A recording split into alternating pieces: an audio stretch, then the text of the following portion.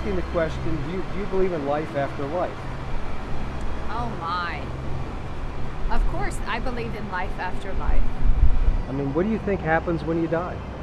I think that you go to heaven, and that the Lord accepts you, and your body's still here on earth, but your soul is up in heaven. What do you think happens when you die? I don't believe in life after death necessarily. I do think there's a lot we don't understand. Is there life after life? I really don't feel that there's any way that we could possibly know until we're there. Yes, I definitely believe that our soul is a very powerful, emotional thing, and I just can't believe that when our body dies, that that's the end. Do you believe in life after life? I do, yeah. I've had a lot of family members that have had experiences with people like coming back after they've died, so yeah, I do. What do you think the nature of the afterlife is? You know, I'm not sure. I feel like people, maybe like their spirits still exist, and they're just kind of with the people they love, so. There are 1 million ways to die. Perhaps 2 million. Perhaps even more. In fact, we don't even know how many ways there are to die. But one thing we do know is that a high percentage of those who die have what is commonly known as a near-death experience. Many people report going up a tunnel and seeing heavenly bodies bathed in bright light. And a good number see their life flash before them in a life review and even enter a heavenly realm. We have many representations of near-death experiences all around us.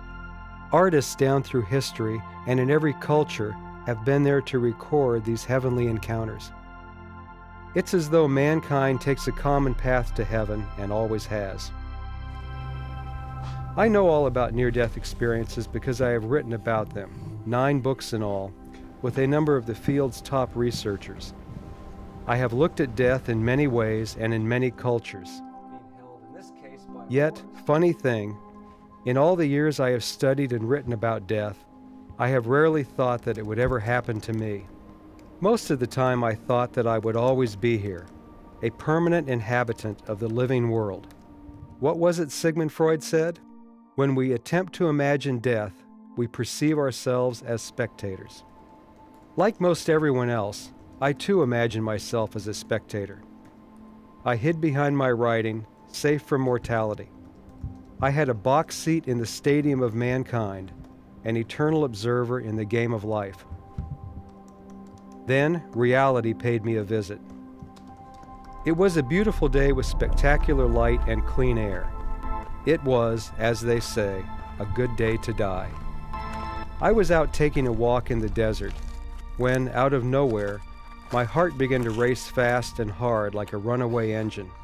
Before long, I was down and out. In a lucid moment, I realized that I could easily become the subject of my own work. I imagined what that would be like by remembering stories used in the books I had written. No longer did I believe that the only thing wrong with immortality was that it goes on forever, or that it was a fate worse than death. I wanted real answers to the age-old question, what happens when we die? I decided to go to people who knew firsthand what happens, near-death experiencers. Accidents or illness had brought these people to the brink of death. They had looked down into the abyss and found it to be, well, quite pleasant actually. If not, why were they laughing all the time? I also went to researchers who had analyzed thousands of these near-death experiences and who had come up with some amazing conclusions about God, heaven, and the afterlife. These were guys I had written books with. Funny, isn't it? I always thought I was writing those books for other people, not myself. And then I talked to people all over the country and from all walks of life, just to see what the person on the street thought about death and the hereafter. Their answers were proof that I was not the only one thinking about the big question. I don't really believe in any kind of afterlife of any kind. I think, when you die, you go back to wherever you were before you were born, I hope that you go to heaven I think that you do. I've never thought there was anything wrong with just at least believing that you go to heaven. It's not going to do you any harm, so I hope so. Yeah, well, I think that we're spiritual beings that have existed before this time and exist beyond this time, and this just happens to be where we're most aware of right now. I really don't agree with the whole life after death thing, because if it really was life after death, what's the point of even being alive? I think that there's some sort of afterlife. Your spirit goes somewhere. Honestly, I don't know, really.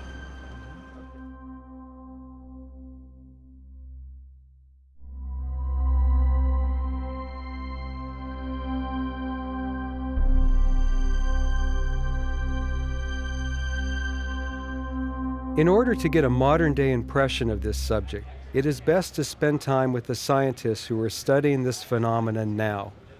Perhaps the best scientific work is being done by Dr. Jeffrey Long. We co-wrote the book Evidence of the Afterlife, which is filled with his astounding findings about death and the beyond. Yes, I did say beyond.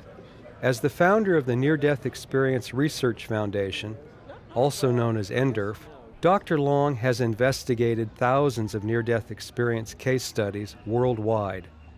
His conclusion? There is most definitely an afterlife.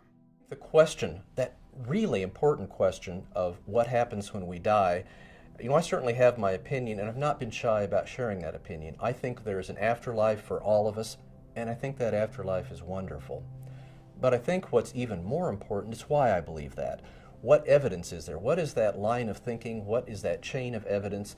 What have we consistently observed in multiple studies, including the NDERF study, that leads me to believe that?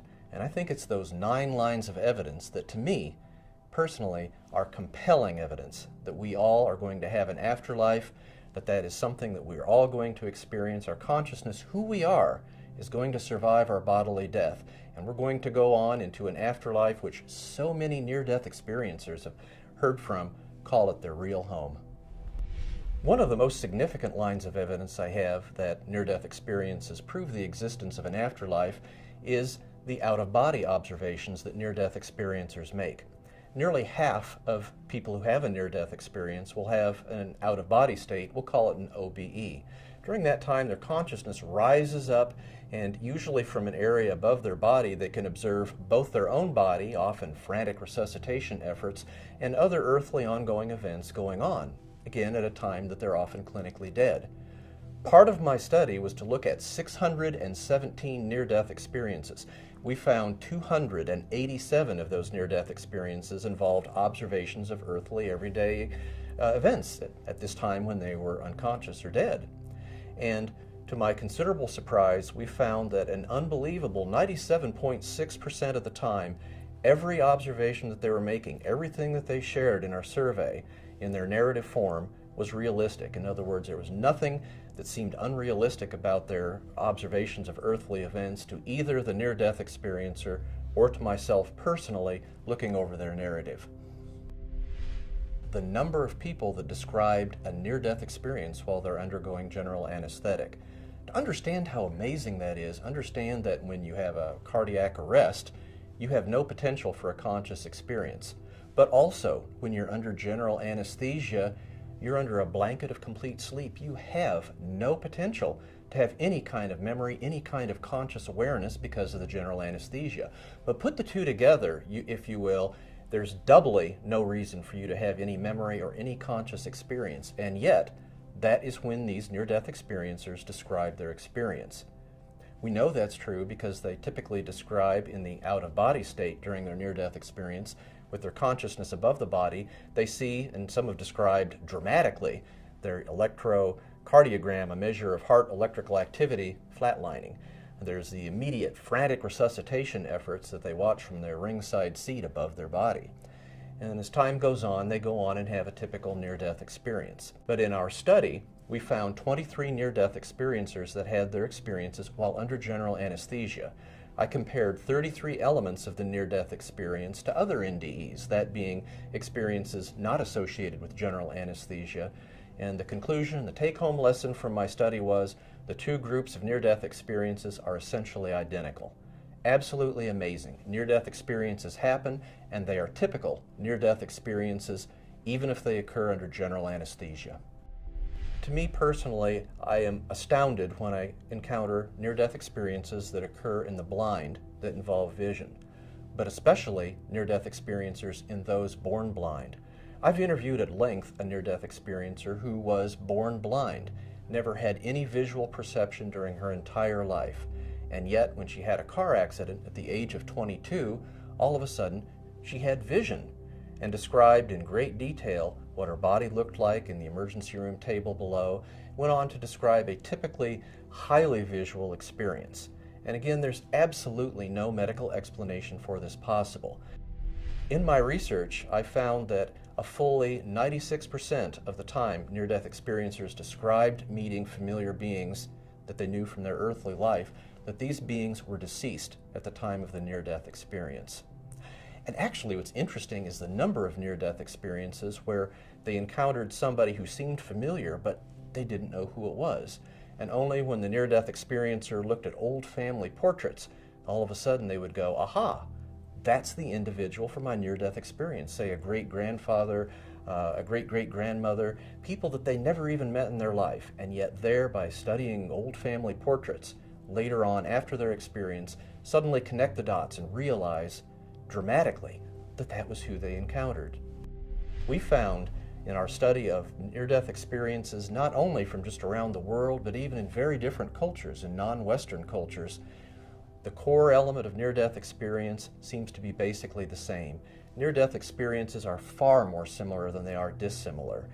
It's amazing to think, whether you're an Arab in Saudi Arabia, or a Hindu in India, or a Christian in the United States, the core NDE experience, what happens when you nearly die, that elements of the near-death experience all seem to be the same.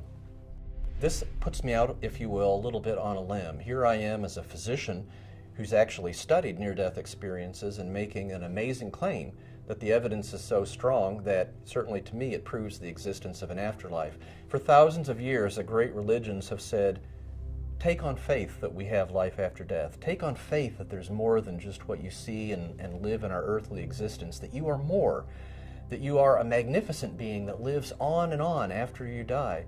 And the incredible thing is, for thousands of years, that message of faith, every shred of research I have, is validated. In other words, it seems to be true, that there really is life after death.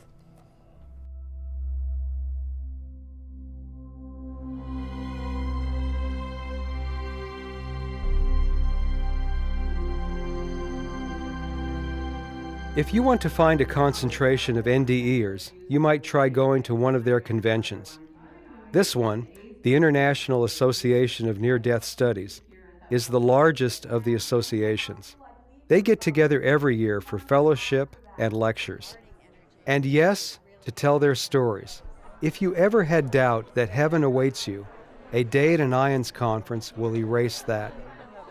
The NDEers in the group, those who have actually died and lived to tell the tale, are so anxious to tell their story of death and rebirth that they wear a red dot on their name tags so they can be recognized.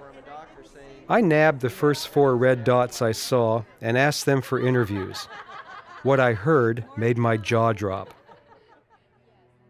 First up was Martha St. Clair from Salem, Oregon. In 1974, she was water skiing on the Sacramento River when her arm got wrapped in the rope. She was dragged underwater and nearly drowned. I found myself going through a dark tunnel. It felt like I had been there before, and I had the sense that I was going home. There was gorgeous flowers and colors that you don't see on Earth. It's like I had my body, but it wasn't a physical body. It was kind of like a light body. I didn't really look at my body, but I sensed it was like full of light. And I found myself in the universe, just stars and galaxies, and it felt completely normal, like I was home. Boom, I was just back in my body. There was no no, please, can I come? It wasn't any agreement, just boom, I'm back in my body. And I didn't really know what to do with my experience. Back then, this was a year before any near-death experience books had come out. I had heard nothing about it. And when I told my family about it, even though they could see my arm was damaged, they were like, that didn't happen to you. It frightened them. They didn't want to hear about it. I really had no one to talk to about it. Now I have a counseling practice, and I comfort people with hospice. And the main thing about my near-death experience is that I've always felt my whole life much more connected to the other side. But I'm always tuned into heaven. I'm always tuned into that energy. I have no fear of death whatsoever. And I can't wait to go home again. Jesus said that in my house there are many mansions. If it were not so, I would have told you so. So I only tapped into a small part of the huge universe, you know, but I believe there's different places, and that's why people go to so many different levels of consciousness. So how do you know you weren't just having this hallucinogenic high experience? However, in my hippie days, I've had some drug experiences, not extensive, but enough to know this was nothing like that. And I've had acid. Never was crazy about it. Nothing like that. There's nothing that compares to this divine light that we see. And the thing is it happens to our soul. It happens to our soul. So I feel glad I can tell you that. Glad I can share it with you, and I know it's true because I've had the other experiences too. Then there was Gary Guthrie, who had a near-death experience in 1982 in South Africa as the result of a blood infection. I became very sick, and I thought, well, this is just the flu or something. And New Year's Eve came, and I spent the night partying and went to bed about 3 a.m. and at 6 a.m. I woke up with tremendous, the blood was really getting to my heart and was going awfully fast, and it was that moment where I felt that I was going to die. So I just prepared myself to die. And it was that moment that I looked out of the window and I saw the sky opening and a light coming through. 20 minutes later, I was just in tears, and this was not normal for me, and I realized that this had been something divine. The light was unlike any light that you see here. It was unlike any light I've ever experienced before. It was very loving and very healing, and it embraced you in its warmth and its love, and it's nothing I had ever experienced before that or since. I was 30 at the time. I was teaching school, teaching overseas. I was working in the Philippines and living a very Hugh Hefner kind of life. But the near-death experience changed all that. I began to think more deeply about, well, why am I here, and what is life all about, and where do we go after this life? For about a week after my near-death experience, I had sort of a vision as I was going about my daily activities of what life could be like in South Africa. I felt that people did have a love for each other, and they showed kindness towards each other, and that there was a united feeling among each other, which on the surface wasn't true, but I could see it as sort of what the future is going to be like in South Africa. The light speaks to people in different ways. It's all intelligence, it's all knowing, so it knows the individual, and it speaks to the individual according to their individual needs and their awareness and their readiness to accept a higher life.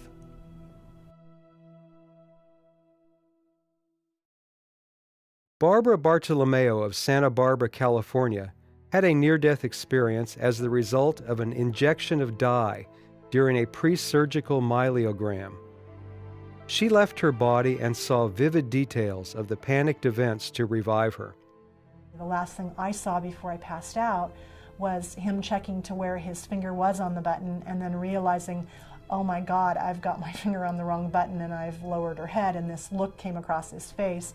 And then I passed out, and the minute that I passed out, it literally was shutting my eyes in my body that was there on the x-ray table and then opening them and being a different perspective up on the ceiling. The thought that ran through my head was, wow, if they're all so upset and I'm up here and my body's down there, then I've died. I saw them bring in an oxygen cart and they put the oxygen mask on my face, and I saw who did that and everything was going on. I saw them bring in a heart monitor, but I didn't know what it was.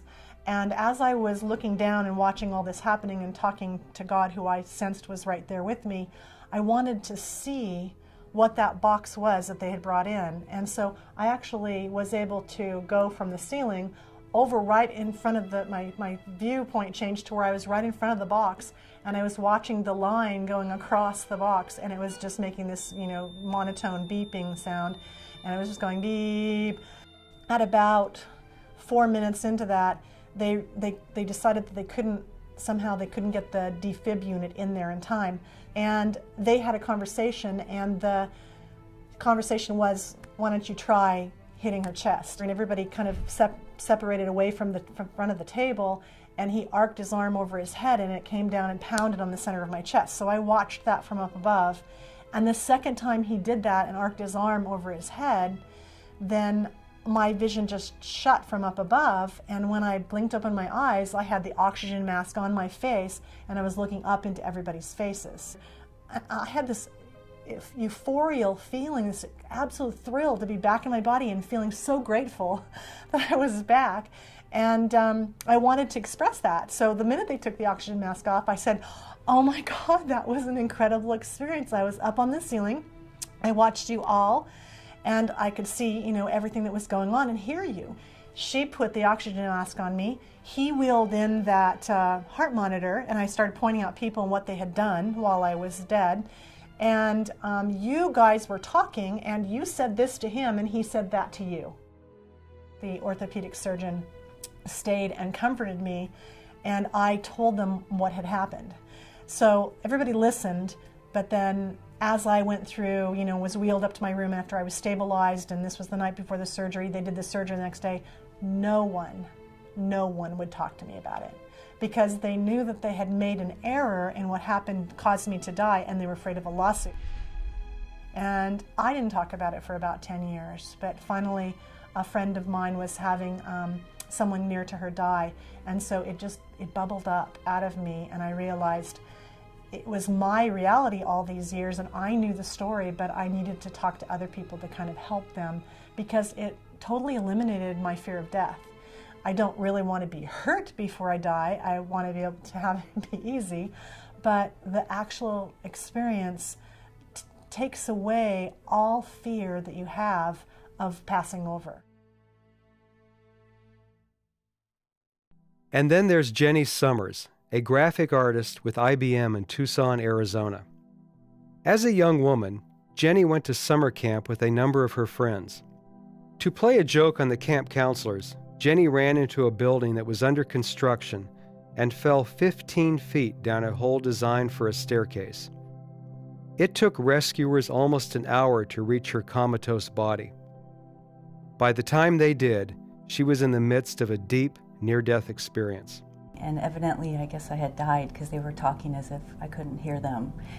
And I started to float up out of my body, and I was encased in this love. It was just wonderful. And I said, does everyone get to experience this? It's just marvelous. And the answer was yes. And I said, even Hitler?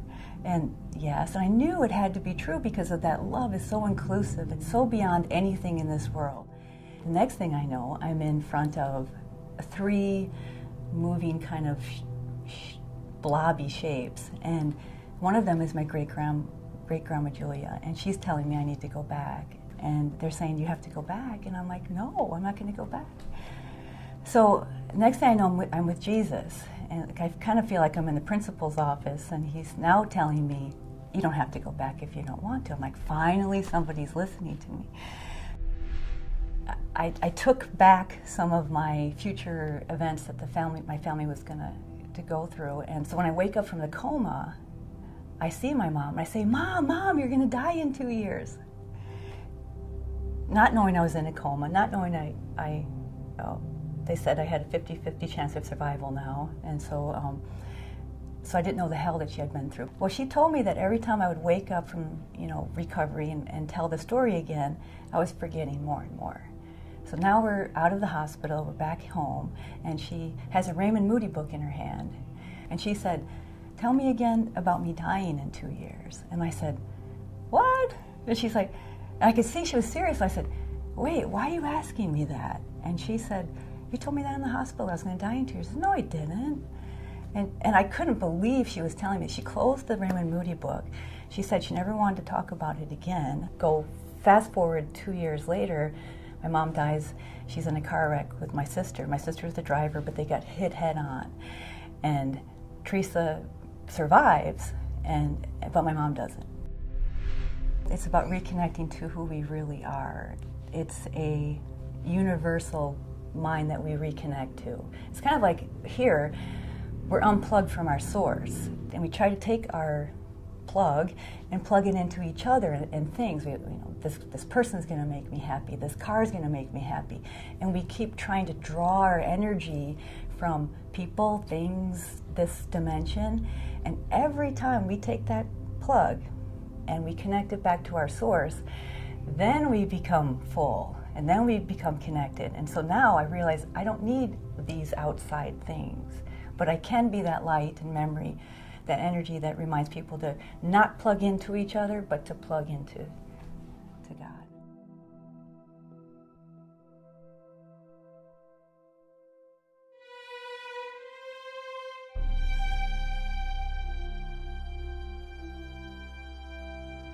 Before leaving California, I wanted to see my friend Leslie Gant, one of the hosts from the MSN program Live Earth. Leslie was hit by a car in Washington, D.C. and nearly killed, an event that she reflected on when we got together near her home in Santa Monica. A few years ago, I was in Washington, D.C., and I was riding my bicycle home, and a van hit me, and I flew 18 feet and shattered my jaw. My cheekbone was broken, and I had on my helmet, so thank goodness I'm alive for that. But if I didn't have on my helmet, I would not be here, and I've thought a lot afterward, oh my gosh, where would I have gone? And do other people think about that? Like, do other people consider what happens after this life is over? Good question. Does the man on the street think about the afterlife? We decided to find out by visiting Santa Monica's 3rd Street Promenade to ask people we met, what happens when we die? What are your perspectives on life after death? Oh, there's a great life after death. You're just here for a while, and it's a better life after death. Better land above.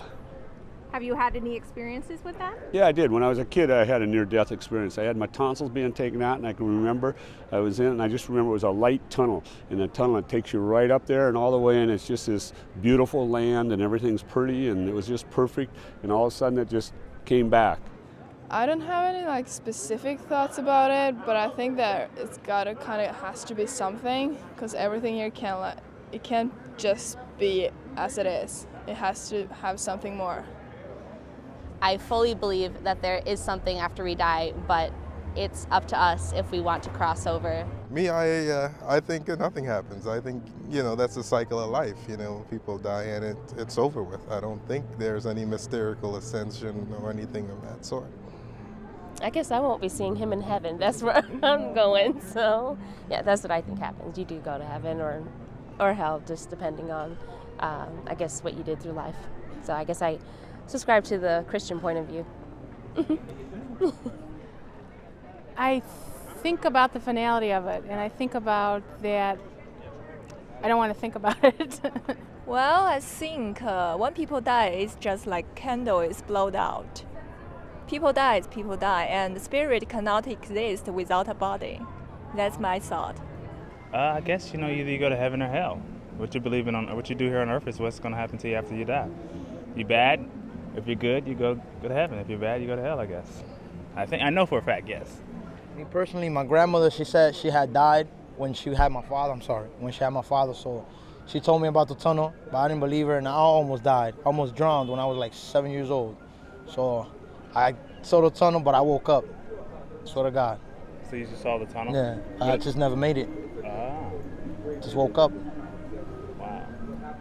Did your light flash before your eyes? Definitely. But I was small. I was 7 years old, bro. Oh, you were 7? Okay. 7 years old. And it's just this endless thing, just like here and right now, like here in this interview and different stages, and it's like the play is always different. It's always a different script. It's always a different movie, but it's the same soul always going through. So that's what I believe.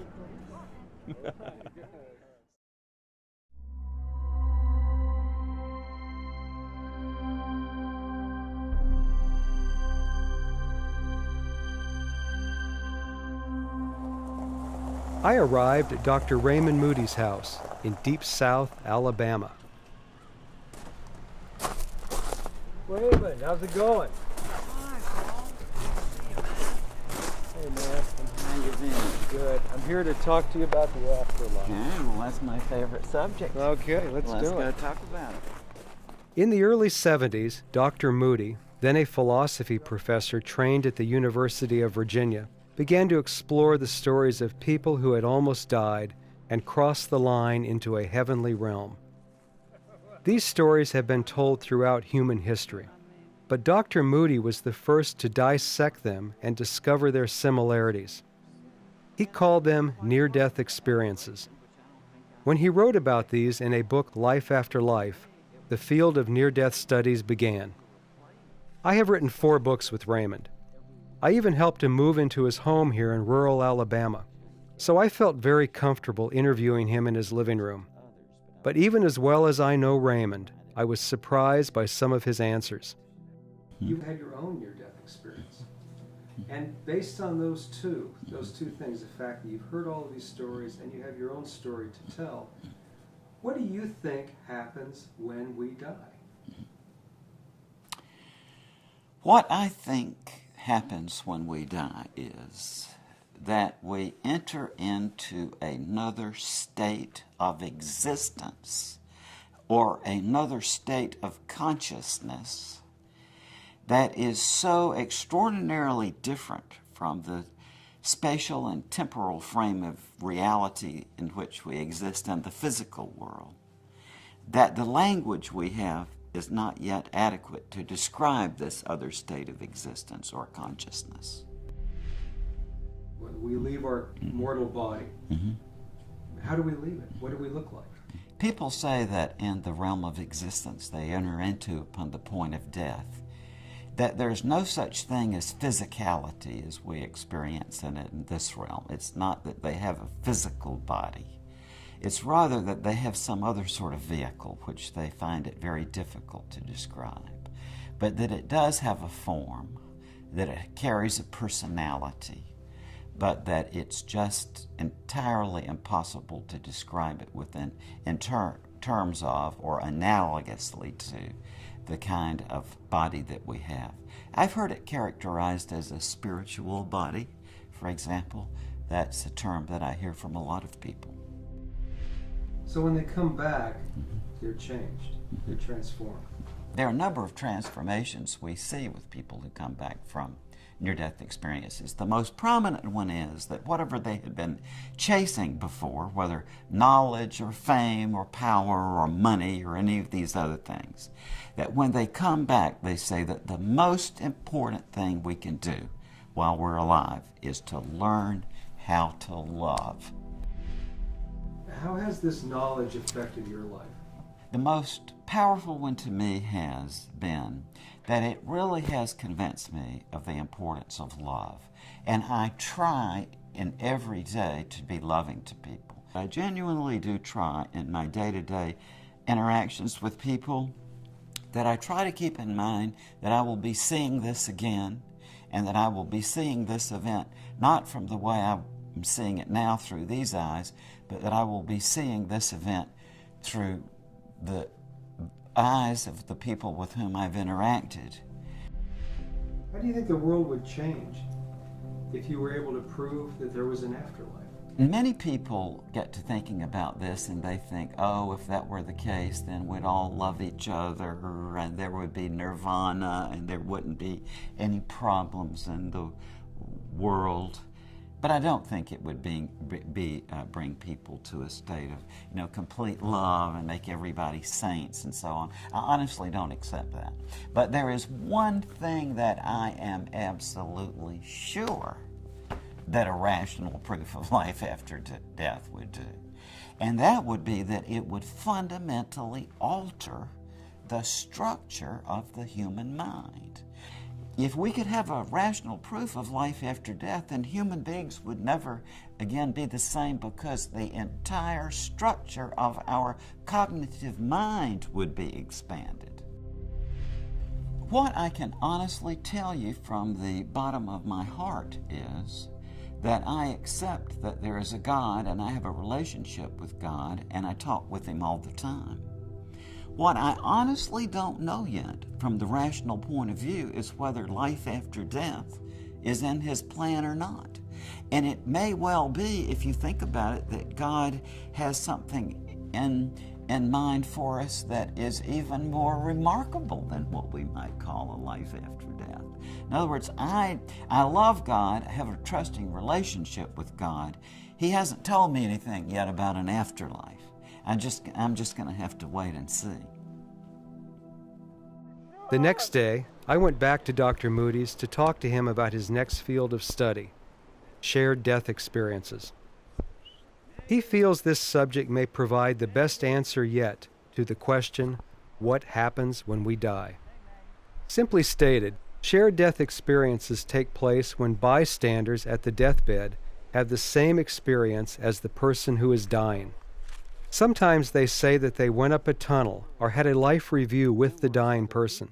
Now, the implication of this, if you think about it, is that this really does throw a monkey wrench in the traditional way of debating about near-death experiences. Right. Because what the physiologists tell us, who say that these experiences are hallucinatory, is that as the person is dying, the oxygen supply to their brain is lowered, and hence they have these hallucinatory effects. But if that's true, why would the bystanders have the same kind of experience? Sure, well, why would they? That's very difficult to explain. Yeah. And I think that once these findings come out and are thoroughly understood by the public, we're going to be into an entirely new dimension of discussing near-death experiences, because that old standby that, oh, this is just hallucinations caused by brain damage, that's out the window with these empathic death experiences. Now, if you don't mind me saying this, you and your family had a shared death experience at the bedside of your mother. I did indeed. In 1994, when my mother was dying, my wife and I and my sisters and one of my brother-in-laws were there, and all had astonishing experiences at the moment my mother died. I think it's one of the most exciting fields to study. Oh yes, Paul. The study of afterlife studies, I think this is one of the most exciting Paul, areas this is the new frontier of knowledge, because now we have not only this awareness that these near-death experiences are not confined to the people who almost die, but kind of leak out by whatever unknown means to the people standing around. Yeah. And it is a very paradoxical and astonishing thing to wonder what is going on here. Men love to wonder, said Ralph Waldo Emerson, and that is the seed of science. I am reminded of that quote whenever I am with Raymond Moody. For half of his life and counting, the good doctor has pursued the big question of religion, science, and philosophy.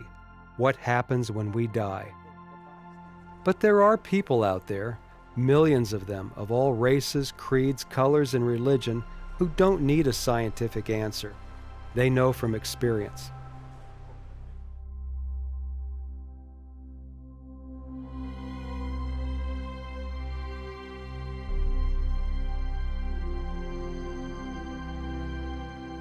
I traveled to the Pacific Northwest to visit Galen Dean Lovin.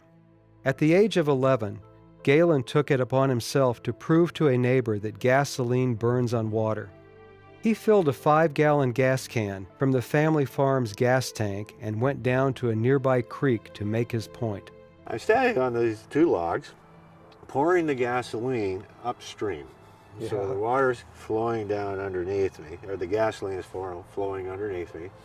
And I look over and there's my friend approaching the creek with a lit match.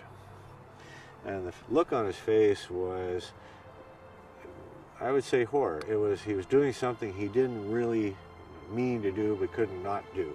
In a hot second, Galen was covered by gasoline and engulfed in flames.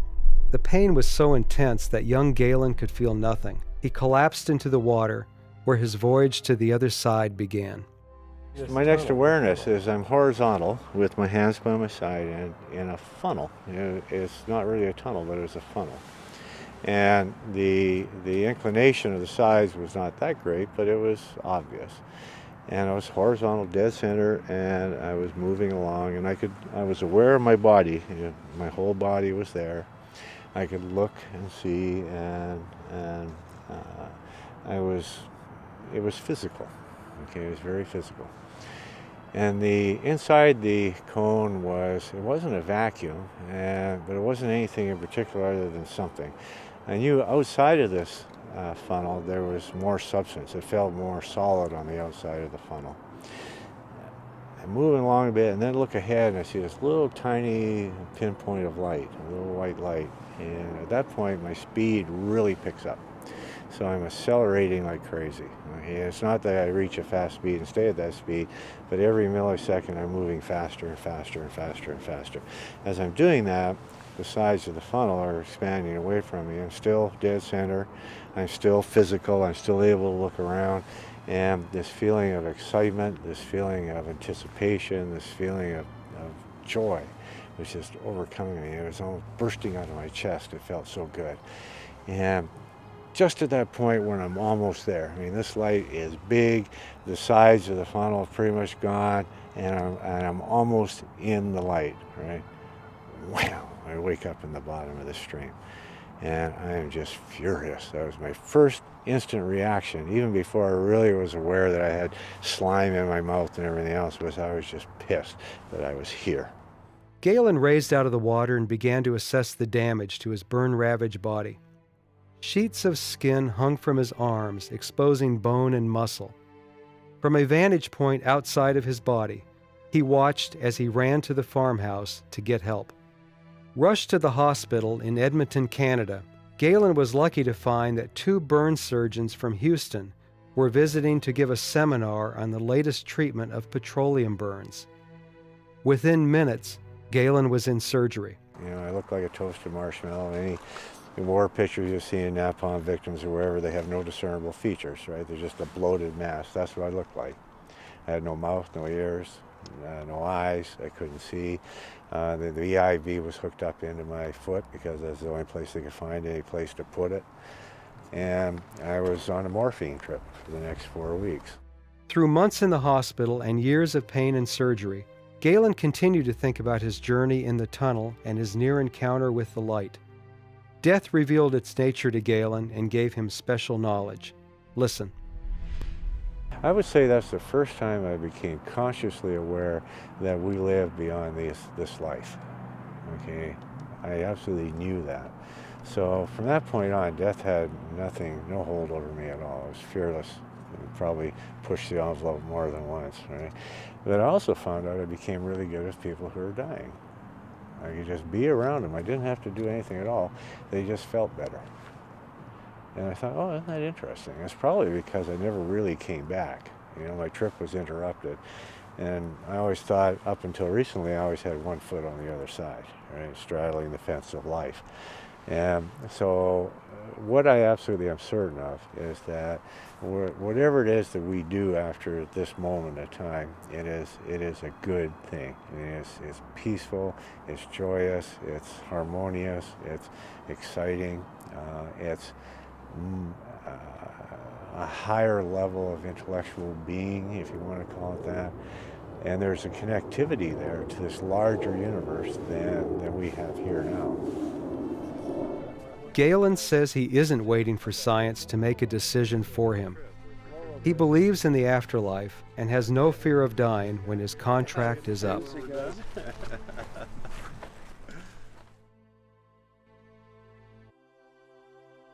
The same is true of Lupita Kirkland.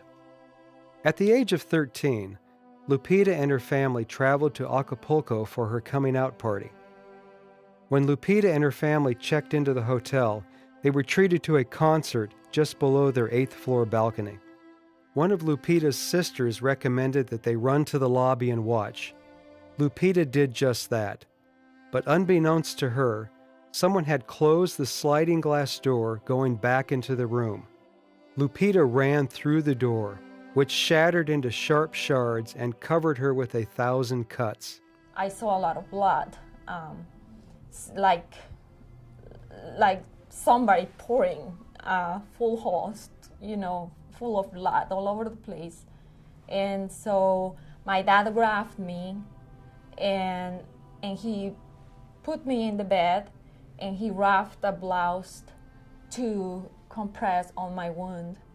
And so he asked me to, because I have wounds all over my veins, he asked me just to hold them so I could cover the wounds here in my arms. And I realized that I was gonna die. So I told my dad, Dad, I'm going to die today. I saw my body in the distance and I was like in the room and I had the vision of my mom getting the doctor and as she was screaming and crying and I felt sorry for her. I wanted to console her and let her know that I was okay. Even though I was afraid at the first moment when I was detached from my body, an overwhelming sense of peace came all over me and I knew I was okay, that I was going back home, and I wanted to share that with my parents, that I was okay, but I couldn't talk to them anymore. And I saw my dead body just laying there. And the doctor came and I remember him saying, "Oh my God, she's not gonna make it." I saw the tunnel. It seemed to be made of dark clouds. At the end of the tunnel, there was a light. At the end of that light, I saw the image of what I believe is Virgin Mary. And I was reviewing my life with her. And we spoke about my mission in life. And after that, we had spoken about me coming back because I realized that my mission was not complete and that I needed to go back.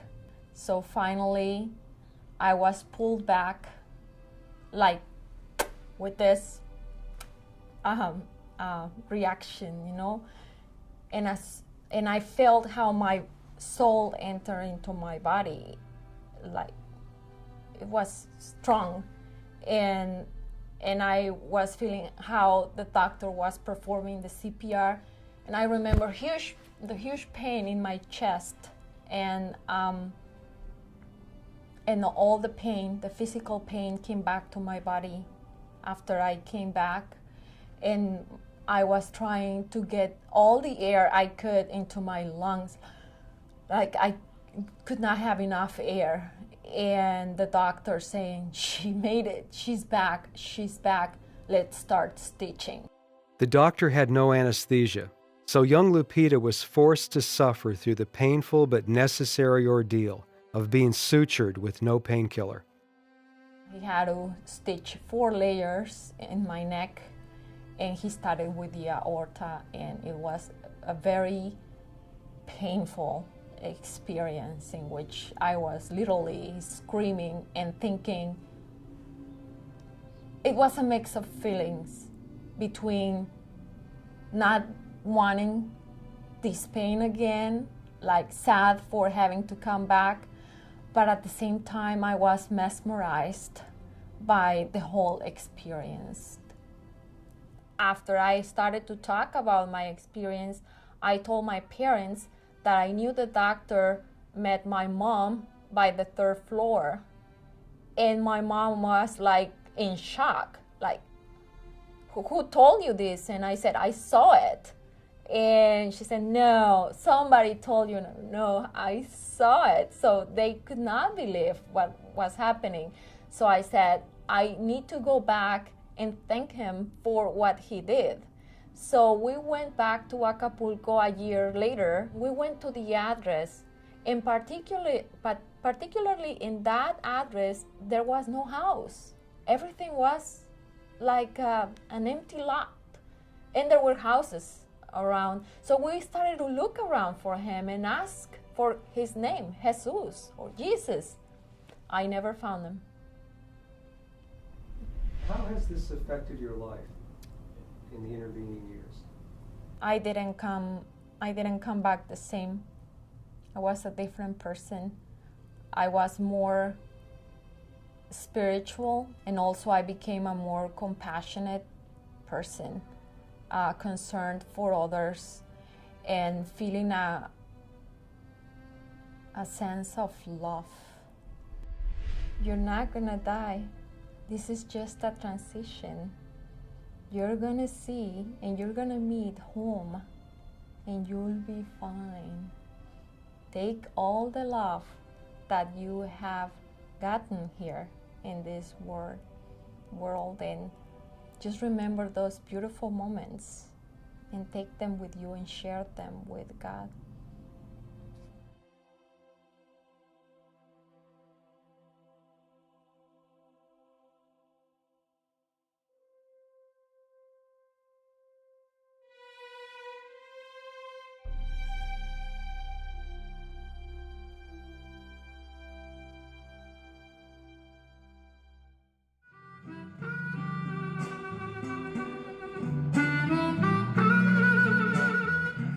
New Orleans has been called many things, from an ingrown, self-obsessed little city to a place that can drive a sober-minded person insane. The religious and the profane love this noisy, drunken city on the Mississippi because it confirms their mutual belief that the likes of Sodom is alive and well in the world. And both camps can definitely agree that this American city made it through a near-death experience at the hands of a hurricane named Katrina.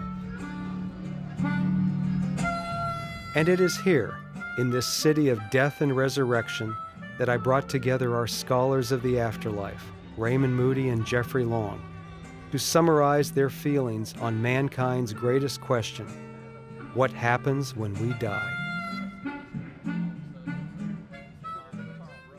Brought you here to New Orleans to talk about the afterlife, namely what happens when we die. What does your research tell us about that? And also what you can talk to people about who are afraid of death. What you can say to them, because you're both the experts. Well, Paul, I can say positively that I think we do know a little bit about the entranceway to the afterlife now. We know that initially people go through experience of seeming to leave their body, going into a realm of light, seeing their relatives who've passed away, reviewing everything they've ever done. And as this extends, I gather, they are able to continue their intellectual pursuits, and also that love seems to be almost the foundational organizational principle in the afterlife, that we still maintain love and that we still have our personal identities to some degree intact. Absolutely fantastic, the research we're doing. Certainly in humility I would point out that what we don't know far exceeds what we do know, and yet what I consider to be so positive about the research I've been doing is that we're now at least connecting some of the dots, developing some understandings, and some of the understandings that we're coming to are absolutely remarkable. I think they could literally change the world in terms of their impact on people. If people could just know what we know, that we don't really die, that there is an afterlife, it's for all of us, it's wonderful, and that we don't have to fear death. But yes, you and guys that we have taken the research so far. I mean, I'm curious to know what you can say to people who fear death. We have every right to say to people that you don't need to fear death.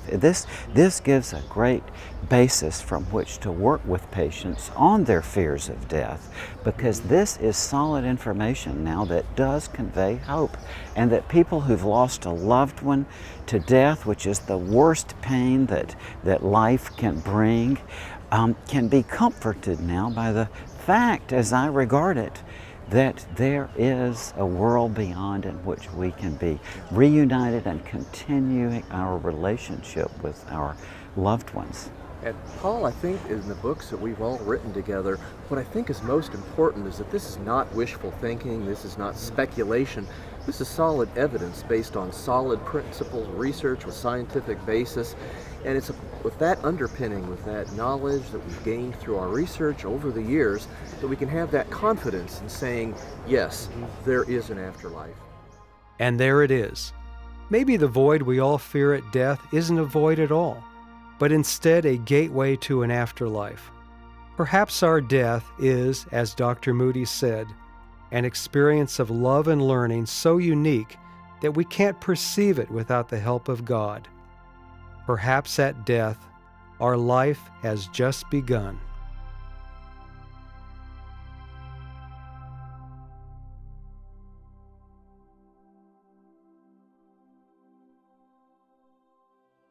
What do you think happens when we die? I think when we die that we go on to another lifetime, and I think that whatever happens in that lifetime absolutely has to do with karma from your previous life. And whatever you give in your life today, I think you're going to wind up with whatever you gave in the previous life in the next life. I think your soul, like when you die, your soul just basically goes to heaven or hell. And it depends on how you live your life. That determines like basically where you go. So hopefully mine will go to heaven. What do you think happens when you die? Okay. Go for it. I don't think anything happens after you die.